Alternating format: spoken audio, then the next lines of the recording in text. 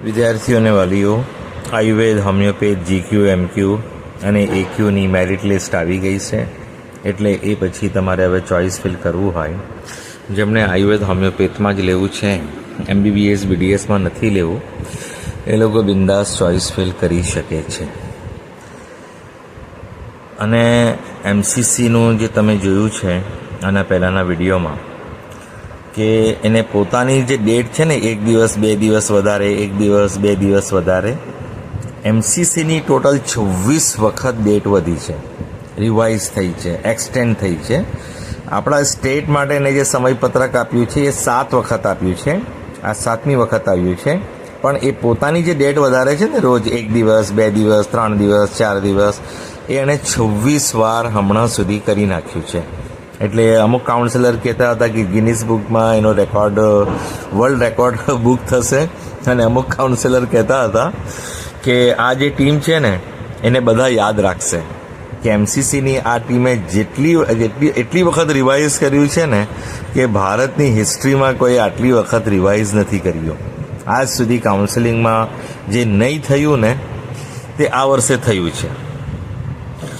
હવે સૌથી વધારે જે તકલીફવાળી વાત જે છે એ MCCએ પોતાનું જે રિઝલ્ટ ડિક્લેર કર્યું છે, એટલે સમય આપ્યો છે એ 18 તારીખે, બરાબર. 18 તારીખે રિઝલ્ટ ડિક્લેર થશે, તે પછી દિવાળી વેકેશન આવે છે. આપણી ત્યાં 19 થી 26 બંધ છે. તો આનું નુકસાન સૌથી વધારે શું છે, સ્ટુડન્ટ્સ અને પેરેન્ટ્સને છે કે MCCનું કામ તો શું છે, રિઝલ્ટ ડિક્લેર કરી દેવાનું, ભોગવવાનું કોણે? સ્ટુડન્ટ્સ, પેરેન્ટ્સે. આ દિવાળીની રજા, એક તો દિવાળીનું વેકેશન બગડશે, પ્લસ રજાઓમાં દૂર દૂર જવું પડે. MCCમાં શું હોય કે જે કોલેજમાં તમને સીટ અપગ્રેડ થાય તો જૂની કોલેજમાંથી પહેલે તમારે ડોક્યુમેન્ટ્સ લેવા પડે, કેન્સલ કરવા જવું પડે. હવે જેને જે કોલેજમાં મળી હોય, માની લો આપણે ખાલી ગુજરાતની જ વાત કરીએ, તો એને પહેલે માની લો કે અમદાવાદમાં મળ્યું હતું અને હવે આપણે એને ચંદીગઢમાં મળ્યું છે, કે એને મુંબઈ મળ્યું છે, કે એને બીજી કોઈ દિલ્હી મળી ગયું, માની લો એમ્સ દિલ્હીમાં મળ્યું એને. હવે એક એક્ઝામ્પલ આપું છું કે દિલ્હીની કોઈ કોલેજમાં મળ્યું, તો એણે શું કરવું પડે કે જૂની કોલેજમાં પહેલા રાઉન્ડમાં કે બીજી રાઉન્ડમાં જે કોલેજ મળી હોય ત્યાં જઈને એડમિશન કેન્સલ કરાવવું પડે. એટલે સીટ અપગ્રેડ થાય એટલે ઓટોમેટિક કેન્સલ તો થઈ જ જાય, પણ એને પોતાના ડોક્યુમેન્ટ્સ લેવા પડે. એ લઈને પછી ત્રીજા રાઉન્ડમાં જે કોલેજ મળી હોય ને, એ ચંદીગઢ મળી હોય, દિલ્હી મળી હોય કે મુંબઈ મળી હોય કે કોઈ પણ દૂરની સિટીમાં મળી હોય, ત્યાં એને રિપોર્ટિંગ માટે જવું પડે. એટલે એને 2 કામ થઈ ગયા, એક તો જૂની કોલેજથી લેવાનું અને પછી બીજી કોલેજમાં જવાનું જ્યાં અપગ્રેડ થયું હોય. એક એક્ઝામ્પલ મારી સામે છે કે ગુજરાતના એક વિદ્યાર્થીઓને આસામ ગુવાહાટી એમ્સમાં લાગ્યું હતું, પણ એને ત્યાં નહીં લેવું હતું, એને ગુજરાતમાં બીજેમાં લેવું હતું. એક એક્ઝામ્પલ. તો એને આસામ જવું પડ્યું. આસામથી એ ત્યાંથી જૂના ડોક્યુમેન્ટ જમા કરાવેલા એ લઈ આવ્યો અમદાવાદ, અને પછી અમદાવાદમાં એટલે 1-2 દિવસમાં એણે એટલી મુસાફરી કરવી પડે. આ તો ફ્લાઇટમાં જ જવાય, એટલી જલ્દી તો જવાય નહીં, બરાબર. તમારે પ્લેનમાં જ જવું પડે આટલા દૂર દૂર હોય તો. હવે પ્લેનની બુકિંગ પણ દિવાળીના સમયે ખૂબ જ મોંઘી હોય, ટ્રેનમાં જવું હોય તો જ ખૂબ જ મોંઘું, તમે પ્રાઇવેટ કાર કરીને જાઓ તો પણ ખૂબ જ મોંઘું. દિવાળી તહેવારના કારણે બધું જ ટ્રાન્સપોર્ટેશન એકદમ મોંઘું થઈ જાય છે, ને આ દૂર દૂરનું હોય તો એ પહોંચી વળવું મુશ્કેલ હોય છે. એટલે એણે જે આ ડિસિઝન આપ્યું છે ને, એ વિદ્યાર્થીઓ અને વાલીઓ માટે ખૂબ જ પીડાદાયક છે કે જે લોકો MCCની કાઉન્સેલિંગમાં રજિસ્ટ્રેશન કર્યું છે અને સ્ટેટ બહાર જે લોકો લેવાના છે, એમના માટે દોડામ દોડ છે કે એમને સેકન્ડ રાઉન્ડની જે ફર્સ્ટ રાઉન્ડની કોલેજ પર જઈને ડોક્યુમેન્ટ લેવાના, પછી ત્રીજા રાઉન્ડમાં જે મળશે 18 તારીખે ત્યાં પછી જવાનું, પહોંચવાનું, ને આ બધું દિવાળીના સમયગાળામાં છે, બરાબર. એટલે 18 ઓક્ટોબરથી ચાલુ થાય છે એનું રિઝલ્ટ. તો એને 18થી લઈને 27 સુધી, 18થી લઈને 27 સુધી સ્ટુડન્ટ્સ, પેરેન્ટ્સે ધક્કા ખાવાના છે. આખું વેકેશન એમનું બરબાદ છે.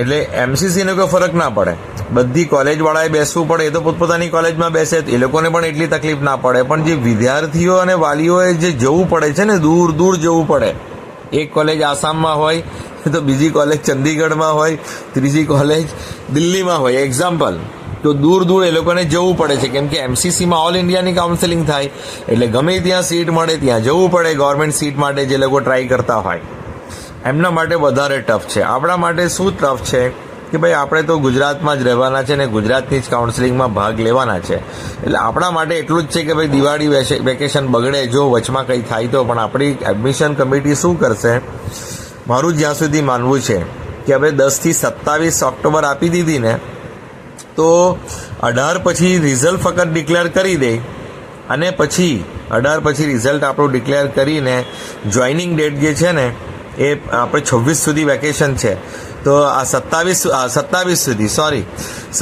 સુધી રિઝલ્ટ ડિક્લેર કરી દે એટલે આપણું આ કાઉન્સેલિંગ હમણાં સ્થગિત પણ કરી દે, અને દિવાળી પછી એ ચોઇસ ફિલિંગ ભલે કરાવી રાખે, રિઝલ્ટ જે છે એ 27 ઓક્ટોબર 26 ઓક્ટોબર 27 ઓક્ટોબરે ડિક્લેર કરશે અને 1 નવેમ્બર સુધી રિપોર્ટિંગ ચાલશે.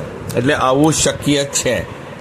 19 થી 26 જે ગુજરાતમાં વેકેશન છે, તો એડમિશન કમિટીએ વગાડવા ન માંગતી હોય પોતાનું વેકેશન તો ભલે ચોઇસ ફિલિંગ એ ચાલુ રાખે, તો રિઝલ્ટ જે છે ને દિવાળી પછી ડિક્લેર કરશે, જે પહેલો સોમવાર આવે છે 26 પછી 27 આવે છે, બરાબર, તો 27 રિઝલ્ટ ડિક્લેર કરી શકે છે અને પછી 1 નવેમ્બર સુધી રિપોર્ટિંગ કરાવી શકે છે. એડમિશન કમિટી પર નિર્ભર છે કે હવે એ કેવી રીતે આયોજન કરે છે. હવે આપણે વેબસાઇટ જોતા રહેવું પડશે, અને જેમને આયુર્વેદ હોમિયોપેથમાં લેવું છે એ તો બિંદાસ ચોઇસ ફિલિંગ કરો, અને MBBS BDSમાં લેવું છે તો હમણાં 15 તારીખ સુધી તો ચોઇસ લંબાવી જ છે, હજુ પણ લંબાવશે, એટલે તમે આયુર્વેદ હોમિયોપેથમાં ચોઇસ નહીં કરો જો તમારે MBBS BDSમાં ટ્રાય કરવી હોય તો. આયુર્વેદ હોમિયોપેથનું ત્રીજું રાઉન્ડ તમે સ્કીપ પણ કરી શકો.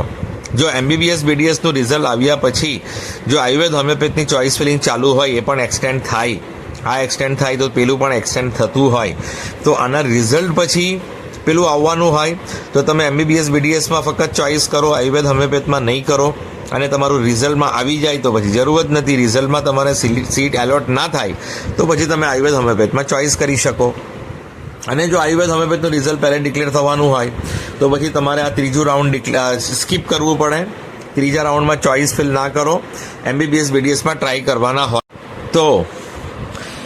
માટે હવે એડમિશન કમિટીની વેબસાઇટ પર જે માહિતી આવે એના માટે તમારે વેઇટ કરવું પડશે. જેમ માહિતી આવશે તેમ હું તમને ગાઈડ કરીશ. અને બીજી એ માહિતી આવી છે, જો પેરામેડિકલનું રિઝલ્ટ ડિક્લેર થઈ ગયું છે ચોથા રાઉન્ડનું, જેને મળ્યું હોય તો એ જોઈ લો, બધી રિપોર્ટિંગની પ્રોસિજર પૂરી કરાવો. અને જેમને આયુર્વેદ હોમિયોપેથમાં લેવું હોય તો પછી હમણાં કંઈ ના કરો, અહીંયા વેઇટ કરો આયુર્વેદ હોમિયોપેથના રિઝલ્ટનું.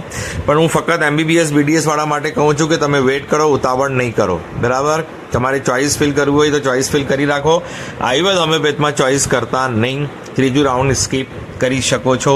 ચોથા રાઉન્ડમાં તમે ફરી MBBS BDSમાં ટ્રાય કરીને પછી તમે લઈ શકો છો. જે પણ અપડેટ આવશે હું તમને ફરી વિડીયોમાં માહિતી આપીશ. ચેનલ સાથે જોડાયેલા રહો, જેથી જે પણ માહિતી આવશે એ પ્રમાણે હું તમને ગાઈડ કરીશ. એટલે હમણાં કોઈ નિર્ણય ફાઇનલ નથી. MBBS BDSની ચોઇસ ફિલિંગ તો વધી જ છે 15 સુધી, હજુ પણ વધશે. આયુર્વેદ હોમિયોપેથની પણ વધી શકે છે, એટલે ઉતાવળ કરો નહીં. વેબસાઇટ જોતા રહો અને જે પણ માહિતી આવે તે પ્રમાણે અનુસરવાનું રહેશે. ઉતાવળમાં કોઈ પગલું નહીં ભરતા. હું જેમ જેમ માહિતી આવશે વેબસાઇટ પર તેમ તેમ તમને ગાઈડ કરતો રહીશ.